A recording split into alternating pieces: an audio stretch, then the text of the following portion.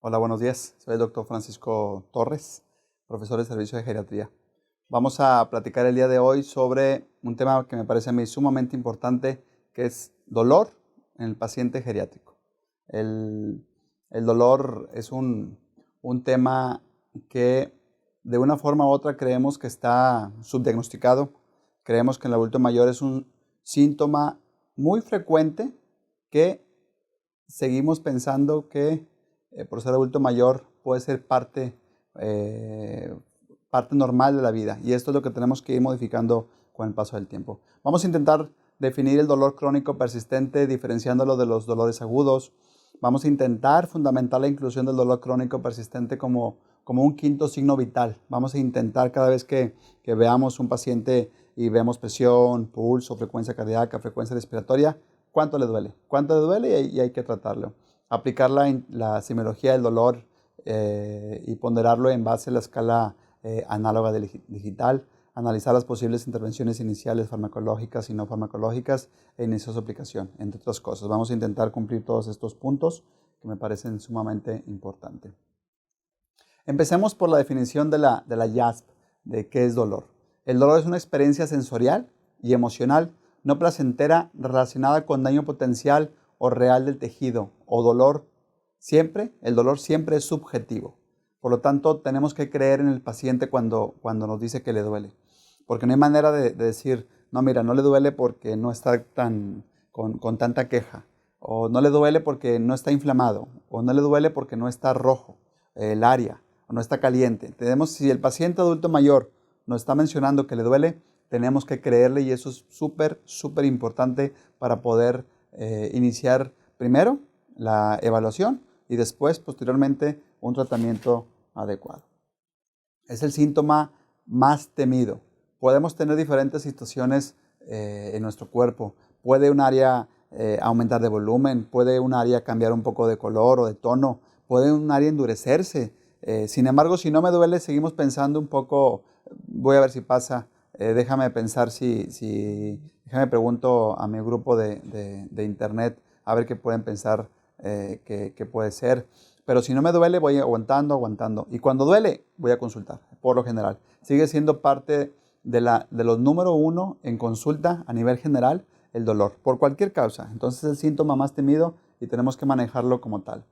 Algunos datos epidemiológicos son los siguientes. Ante la falta de una definición estandarizada, la epidemiología varía de un estudio a otro. En adultos mayores suele ser tan alta como hasta el 25 o al 56% de cualquier adulto mayor. Recuerden que somos adultos mayores de 60 años en adelante. La prevalencia también cambia de acuerdo al sitio al que se suele referirse. Como número uno podríamos tener lumbalgia avanzada en los dolores no oncológicos, dolores articulares desde el 20 hasta el 71% puede doler de manera general. Puede una cefalea ser la prevalencia desde 1.2% hasta el 50% de pacientes con dolor. Y cualquier paciente con cáncer avanzado se dice que hasta 60 o 90% llegan a tener dolor. Cualquier paciente oncológico en una situación de una situación no de terminalidad, sino sí una progresión ya marcada en su situación oncológica. Entonces, duele definitivamente. El adulto mayor se ve rodeado del síntoma general de malestar. A veces dice, no, es que no me duele, me arde, pero no diferenciado de un dolor ardoroso. Es que no me duele, siento que me quema, está un poco ardoroso, quemante, chiloso, pero no me duele. Entonces es un dolor neuropático. Tenemos que ir diferenciándolo poco a poco y esta clase es para ello. Entre 45 y 80% de los residentes de las estancias geriátricas presentan dolor y creemos que es parte de, y eso tenemos que ir cambiándolo. El dolor está asociado a desenlaces negativos siempre. Un paciente geriátrico con dolor, por lo general puede llegar a presentar depresión, aislamiento social, trastornos del sueño, aumento en la cantidad de caídas y abatimiento funcional. Entonces, es importante diagnosticarlo, es importante diferenciarlo, es importante valorarlo, cuánto nos duele, porque no todo el dolor es lo mismo, un dolor leve, moderado, severo, y vamos a intentar explicarlo muy bien para poder ser partícipes del mejoramiento de este paciente al tratarlo. ¿Cómo se clasifica el dolor? Pues tenemos varias formas. Podemos ser de origen oncológico y no oncológico. Cualquier paciente que tenga dolor, que tenga un CA diagnosticado, un cáncer diagnosticado, vamos a llamar que puede ser un dolor de origen oncológico, puede ser a través de una actividad tumoral directa. El tumor está creciendo y está generando un malestar. Ejemplo, una metástasis a hueso. El hueso, una metsa a hueso en la parte interna va generando un aumento de volumen y va rompiendo trabecularmente el área y va generando un dolor específico. Un dolor, por ejemplo, por un CA de páncreas, hay dolores muy, muy intensos porque el tumor va creciendo directamente. Puede estar relacionado con el tratamiento del 15%. Hay dolores importantes una vez que tratamos o nos tratan la enfermedad del cáncer con radioterapia o con quimioterapia, y puede estar no relacionado al cáncer específicamente, pero si duele en la presencia de un tumor, vamos a llamarlo un dolor oncológico. Y no oncológico, cualquier tipo de dolor general donde un paciente no tiene ningún tipo de tumoración. Según su temporalidad, aquí es muy importante recordar, puede ser dolor agudo o crónico o persistente. Entonces, el dolor agudo deja de ser con esta temporalidad agudo como tal una vez que pasa o rebasa las 12 semanas de persistencia. Entonces, a partir de ese momento, el dolor se convierte en un dolor persistente o un dolor crónico. Hay diferentes definiciones y la que más se pudiera contravenir es cuando algunas definen un dolor crónico a partir de 6 semanas. Sin embargo, las situaciones generalizadas, diferentes sociedades nos dicen que vamos a tomar todavía hoy por hoy 12 semanas o 3 meses y a partir de ese momento vamos a llamarlo dolor crónico o persistente. La fisiopatología, según esta, puede ser dolor nociceptivo o dolor neuropático. El dolor nociceptivo a su vez se puede diferenciar en somático o visceral. Es sumamente importante recordarlo. Entonces podemos tener un dolor no oncológico, crónico, neuropático. Por ejemplo, tenemos que entender claramente cada vez que definamos que un paciente tiene dolor, tenemos que describir claramente en cuanto a esas 3 clasificaciones para poder entender dónde le duele, qué está haciendo que le duela y ahorita vamos a ver más adelante cuánto le duele. Es un dolor oncológico persistente, mixto, porque también puede existir la variedad de que tenemos un dolor somático cuando hay estructuras óseas o articulares presentes en él, pero también la presencia de un dolor neuropático. O sea, aquí vamos a llamarlo un dolor mixto. Todavía es válido mencionarlo de esa forma y es muy importante pues tomar en cuenta cuando existen datos de compresión radicular o afección de cualquier nervio, ya sea periférico o alguna área del sistema nervioso central que nos pueda generar un dolor neuropático. Entonces tenemos que recordar claramente esta clasificación para poder hablar de dolor en el adulto mayor. Dolor agudo, causa identificable y duración corta, por lo general, algunas veces asociado a signos autonómicos como taquicardia, diaforesis, hipertensión. Recuerden que cuando a alguien nos duele, incluso un paciente con alteración del estado de alerta, adulto mayor, una manera indirecta de poder saber si está con dolor, que no nos pueda decir él, es viendo su frecuencia cardíaca, viendo su nivel de sudoración, viendo su expresión. Es muy importante tomar en cuenta esto porque si no, es que no podemos saber si le duele porque no nos dice. Tenemos que tomar en cuenta estos datos.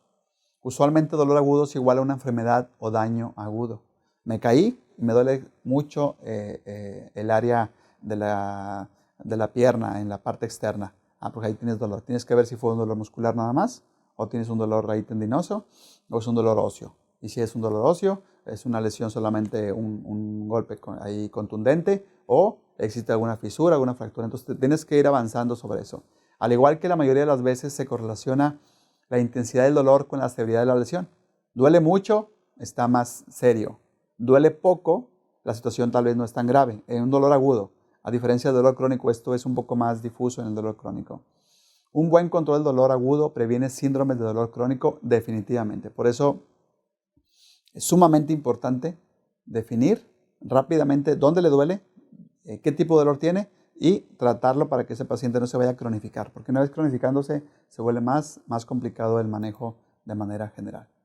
A diferencia del dolor crónico persistente, este usualmente es definido como mayor a 3 meses, no suelen presentarse signos autonómicos, la intensidad del dolor no suele estar relacionada con la severidad ni duración de la enfermedad o lesión.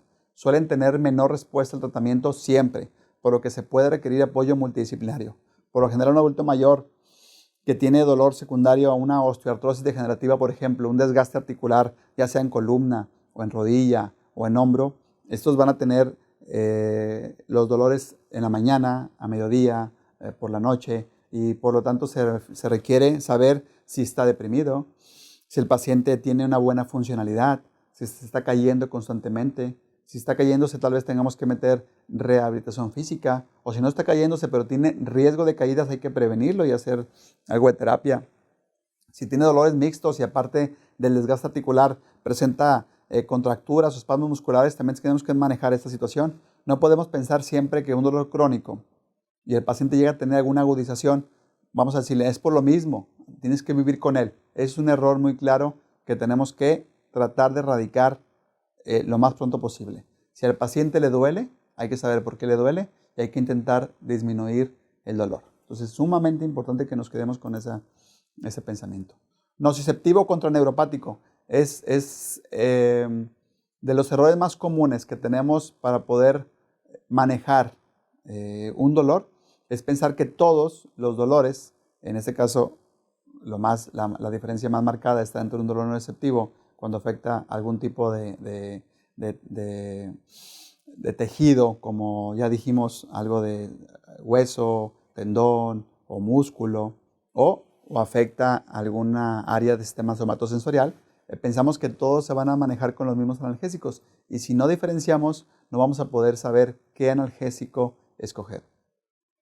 El dolor nociceptivo en este caso suele utilizarse esta clasificación con fines de tratamiento de manera general. Se desencadena daño a tejidos, inflamación o deformación mecánica. Algunos ejemplos son traumatismos, como la mencionamos, quemaduras, infecciones, artritis, que también aquí tenemos que recordar, artrosis, desgaste articular, contra artritis, datos de inflamación. Inflamación que conlleva a aumento de volumen, limitación de movimiento, aumento de la temperatura y cambio en la coloración. La presencia del signo de inflamación como tal, artritis reumatoide o algún otro tipo de artritis, o artrosis, desgaste articular.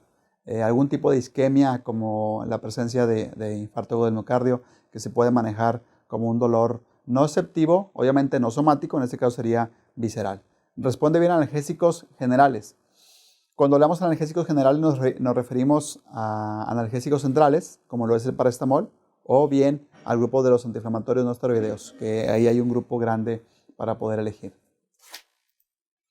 Y a diferencia de estos, el dolor neuropático resulta de un proceso fisiopatológico que proviene del sistema nervioso central o sistema nervioso periférico. Algunos ejemplos podrían ser la neuralgia diabética, neuralgia posherpética, neuralgia postraumática. Suelen ser de difícil control, a diferencia del nociceptivo, que responde muy bien a algunos AINES. Estos responden a diferentes grupos de tratamientos. Entonces, si hicimos el diagnóstico de un paciente con dolor neuropático, para nada, y aquí tenemos que estar muy claros, no van a responder ni a un tipo de AINE, ni ninguno. Diclofenaco, naproxeno, piroxicam, meloxicam, ketoprofeno, desketoprofeno, ketorolaco. Que dicho sea de paso, dentro de todos los AINES hay algunos que tienen diferenciaciones en cuanto a efectos secundarios.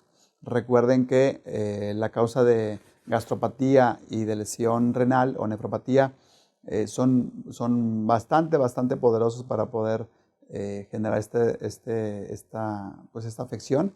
Entonces aquí vamos a intentar, cuando tengamos un diagnóstico de una neuropatía, vamos a tratar de manejar analgésicos no convencionales como antidepresivos o algunos neuromoduladores como lo son anticonvulsivantes, por ejemplo, o los gabapentinoides como lo son gabapentina o pregabalina o carbazepina, por ejemplo. Entonces, no vamos a pensar aquí en AINES, vamos a pensar en algún otro tipo de manejo distinto. Pero también, al igual que en los dolores somáticos, tenemos que llegar a la conclusión de saber por qué está doliendo este tipo de malestar de origen neuropático.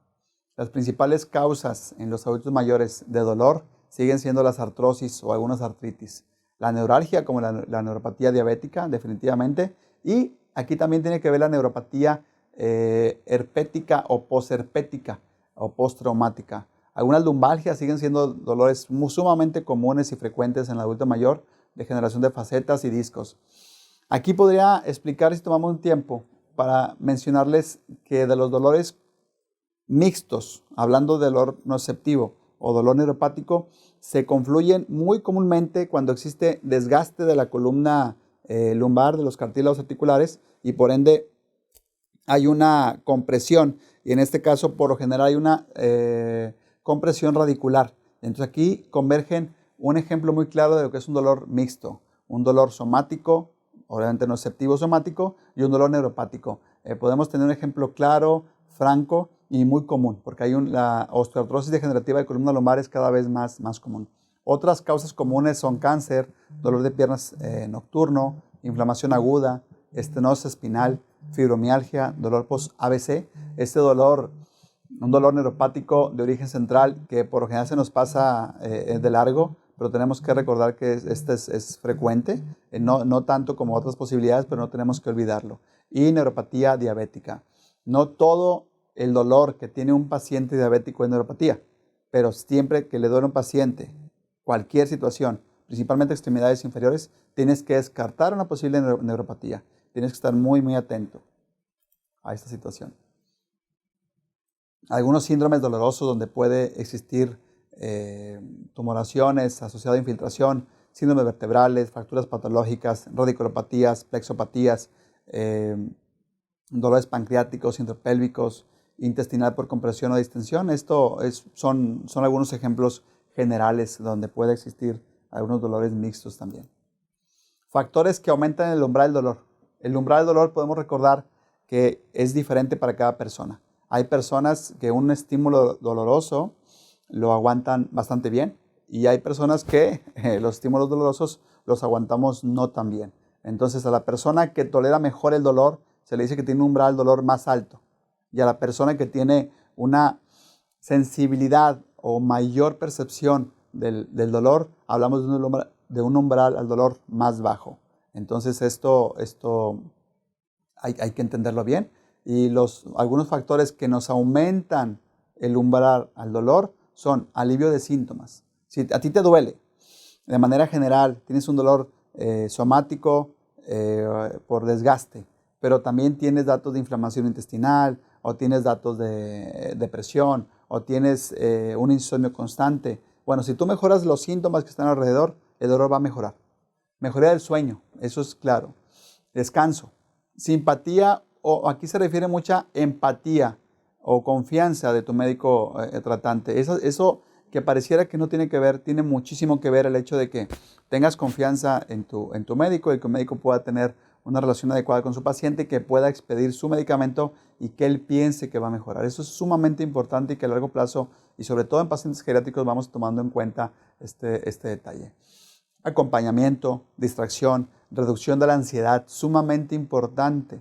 No podemos mencionar que es como mencionar, estás ansioso o angustiado porque te duele. Te quito el dolor y te vas a mejorar la ansiedad. Bueno, a veces pasa, pero a veces pasa que nos duele porque estamos demasiado ansiosos. O tienes un trastorno del ánimo, o se llama trastorno de ansiedad generalizada con rasgos depresivos, o tienes una depresión mayor de tipo ansioso, y eso genera un aumento de la percepción del dolor. Entonces hay que tomar en cuenta todos esos detalles. Analgésicos, ansiolíticos y antidepresivos pueden ayudarnos en la presencia de mejorar el umbral al dolor. Evidentemente, lo contrario podría ser que nos disminuya el umbral al dolor. El insomnio, cansancio, enfado, datos de depresión, ansiedad, abandono social, eso es sumamente importante. El adulto mayor, de los mayores temores que pudiera tener de manera general, no, más que a la muerte misma y más que a la enfermedad, es a la soledad, es a la incapacidad. Entonces tenemos que tener muy en cuenta esa parte del núcleo social, y por eso nuestra evaluación geriátrica integral siempre va cómo está su núcleo social, quién es su red de apoyo, y para poder saber qué tratamiento vamos a poder ejercer adecuadamente en él y si lo va a poder aplicar. Aburrimiento, otro de los puntos que pudiera sentirse como algo que disminuye el umbral del dolor. ¿Cómo se aborda? Pues difiere de un adulto joven. Es un poco más complejo en el adulto mayor porque nos dicen menos cosas. Pudiéramos pensar en que se guarda más cosas, pudiéramos decir que se aguanta más síntomas, que tolera más, porque así mismo también asume que es parte de la vida del adulto mayor. Eso tenemos que irlo modificando poco a poco. mayor dificultad en la evaluación, múltiples patologías, mayor dificultad en el tratamiento, puede haber polifarmacia de manera general. Eso es muy, muy importante. Evaluar el dolor es sumamente importante. Creo que de todo lo que le he estado diciendo, me parece fundamental que si cuando tenemos un paciente frente a nosotros y evaluamos mal, obviamente vamos a tratar mal. Y eso es un parteaguas para poder tener éxito o no en los pacientes. Es la parte más importante del tratamiento del dolor. Cualquier dolor tiene un impacto de la funcionalidad y calidad del paciente. Desafortunadamente no existen biomarcadores para medir el dolor de forma objetiva. Por lo tanto, tenemos que creer siempre que nos dicen que tiene dolor. Creer en el dolor del paciente, lo repito, creer. No podemos pensar que se está haciendo o que está fingiendo o que quiere más atención o que está chiflado. Tenemos que creer en el paciente. Hay que hacer una historia detallada, incluyendo la evaluación de la intensidad del dolor y sus características. Hay que hacer un adecuado examen físico. No podemos ir por ahí haciendo diagnósticos de camión. ¿A qué me refiero? Ver al paciente, preguntar qué le duele. Mira, tiene esto. Adivinar, tratar de adelantarnos. Hay que ser ortodoxos y hacer el protocolo completo para cada paciente. Evaluar cada dolor y el grado de enfermedad del paciente. Evaluar otros factores que pueden influir en el dolor físico, psicológico, social, cultural y espiritual. Y reevaluar. Si no estamos conformes con nuestro diagnóstico, revalorar y revalorar. Esto es hasta que de pronto nos deslumbramos o definitivamente referir y pedir ayuda a una interconsulta a alguien un poquito más relacionado con esos temas. Cada vez que hablamos de dolor, por eso insistimos mucho en sus historias clínicas, en que tienen que ser completas. Si a un paciente le duele, tiene un dolor moderado o severo, en qué área, pero después tenemos que decir qué tipo de dolor es, cuándo inició, dónde se localiza, hacia dónde se irradia, cuál es su intensidad, leve, moderado, severo, cómo llegaste a esa conclusión, cuánto le dura, cómo evoluciona, a qué se relaciona, cuáles son síntomas asociados y qué factores lo modifican. Cada vez que tengamos un paciente con dolor, tenemos que escribirlo con todos esos puntos. Si no, estamos haciendo una evaluación incompleta y por lo tanto tu tratamiento va a ser incompleto. ¿Cómo vamos a medir el dolor? Bueno, aquí hay algunas escalas que podemos utilizar. Ante la ausencia de un gol estándar, existen diversas escalas que nos pueden ayudar a la interpretación del dolor.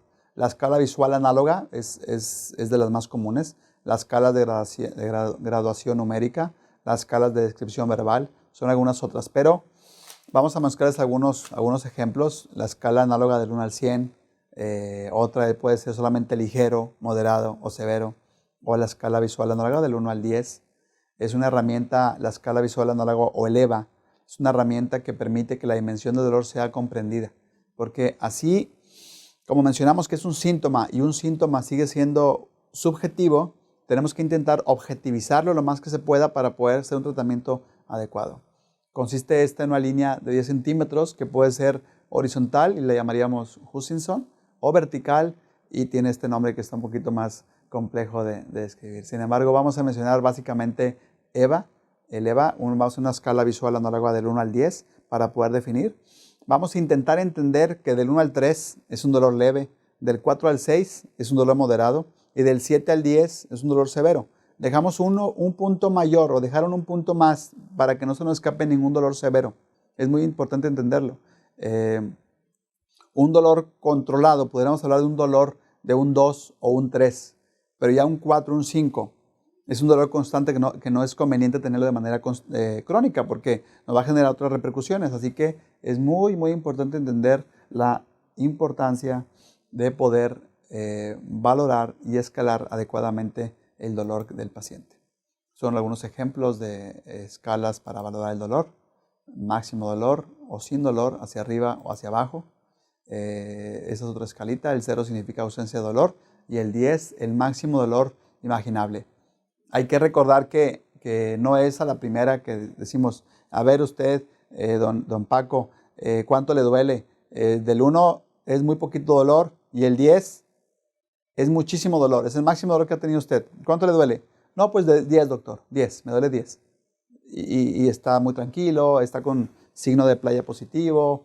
Entonces hay que tener muy en cuenta esas situaciones. Tenemos que interrogar y que sea congruente lo que nos está diciendo, porque a veces no nos entienden o a veces no nos explicamos. Tenemos que dejar claramente esto y luego que coincida con la parte estricta de la clínica que estamos mencionando. Existen algunos cuestionarios como el cuestionario de McGill, que lo pongo aquí porque es un test multidimensional usado más frecuentemente en algunos estudios de investigación. Es un poquito amplio para poder hacerlo en la práctica del día a día, pero que sepan que existen algunos cuestionarios más profundos cuando tenemos que valorar pacientes con dolor de manera multidimensional. Algunas otras escalas que pueden servirnos para pacientes adultos mayores que no pueden referirnos su dolor, y me quiero referir estrictamente a pacientes con demencia en fase moderada severa o en fase muy avanzada. Están todas estas escalas y me refiero principalmente a la escala que más sugerimos, que es el PINAT. Esta escala del PINAT es una escala fácil de aplicar, fácil de entender, que podamos, cada vez que tengamos un paciente adulto mayor con una demencia en fase avanzada, pudiéramos aplicar esta. Entonces esta recuérdenla, es importante que no la olviden para poder usarla cuando sea necesario. El paciente, en este caso, en la escala de PINAT, es observado durante 3 a 5 minutos para escribir patrón respiratorio, vocalización, expresión facial, lenguaje corporal y consolabilidad. ¿Qué es consolabilidad? Bueno, cuando alguien tiene una situación o una fase de dolor con una creencia que nosotros pensamos que le está molestando algo, podemos básicamente desde sujetarle el brazo, tocarle la mano, cambiarlo de posición, hablarle un poco y ver esa situación de qué tanto es consolable el paciente en cuanto al dolor.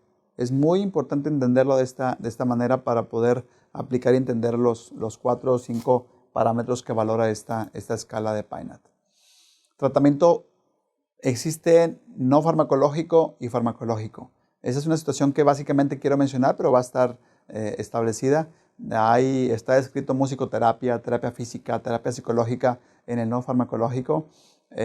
Algunos bloqueos centrales, vegetativos, temporales, anestésicos locales, definitivos como neurolisis en algunos casos, que esto lo dejamos estrictamente para médicos algólogos, que dicho sea de paso, el médico algólogo ve básicamente lo que es el 2% de dolor generalizado que no puede manejar un médico de primer contacto. Por lo tanto, es sumamente importante y necesario que nosotros, como médicos de primer contacto, recordemos que podemos manejar cualquier tipo de dolor presente. Les presento aquí los principales grupos de analgésicos. Analgésicos primarios no opioides pueden ser COX-1 o COX-2.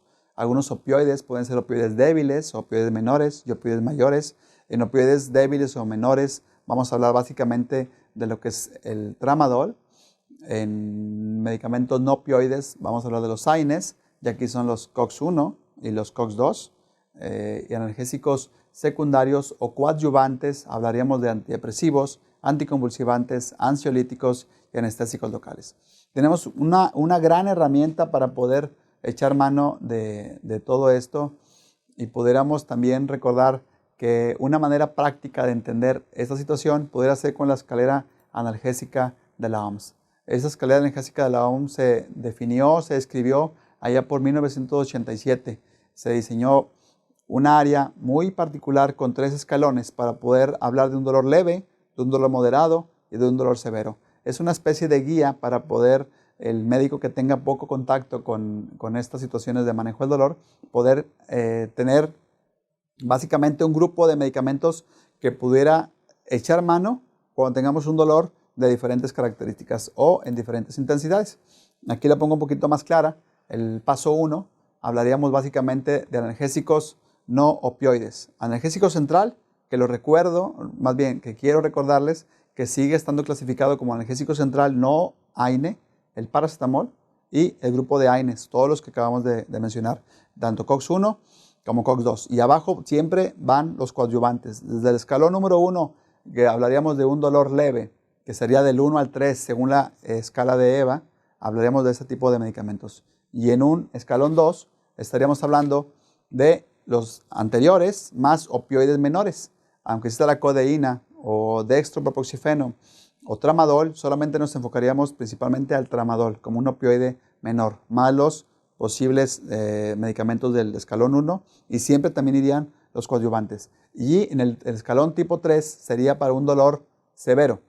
Ya dijimos el paso 2 o escalón 2 de 4 al 6 y en escalón 3 sería de un dolor severo donde entrarían cualquier tipo de opioide mayor, desde morfina, metadona, buprenorfina, fentanilo, entre otros. Evidentemente, el gold estándar de manejo de dolor severo en pacientes, por ejemplo, oncológicos, podría ser la morfina, pero esto sería para otra clase.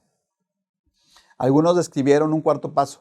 Sin embargo, la escala analgésica de la OMS sigue mencionando 3 pasos. El cuarto paso lo mencionan un grupo de expertos, algólogos. Cuando no se mejora con medicamento farmacológico, vamos a poder utilizar o echar mano de algún tipo de proceso de intervención. Eso básicamente lo hacen los médicos algólogos.